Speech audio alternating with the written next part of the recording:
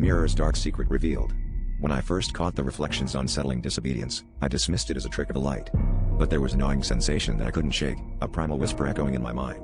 I spent countless hours in front of that mirror in a dusty dance studio, perfecting my routine for an upcoming recital. It was my sanctuary, a place where I could lose myself in the rhythm. But that day, as I moved in sync with my reflection, it lingered a split second longer, eyes widening in silent alarm.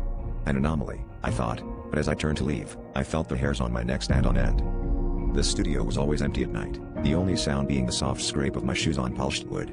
But now, as I glanced over my shoulder, the shadows seemed to deepen, curling around the corners of the room like a living thing. I hesitated at the exit, my hand hovering over the light switch. It was then that I noticed the reflection again. Its eyes not on me, but something over my shoulder. My heart pounded as I slowly turned, expecting to find nothing but the dimly lit room. Instead, I saw a faint outline, darker than night, looming closer with each heartbeat. The air turned icy as the figure crept forward, its presence suffocating. I stumbled back, desperate to escape, but the mirror's surface rippled like water, my reflection reaching out in a silent scream. It was trying to warn me, to pull me back, but I was rooted to the spot, paralyzed by a fear so profound that it seemed to seep into my very bones. The figure's breath was hot against my ear, and I could feel its malevolent intent wrapping around me like chains. In a final, desperate act, I grabbed the nearest object, a discarded bar, and swung it with all my might.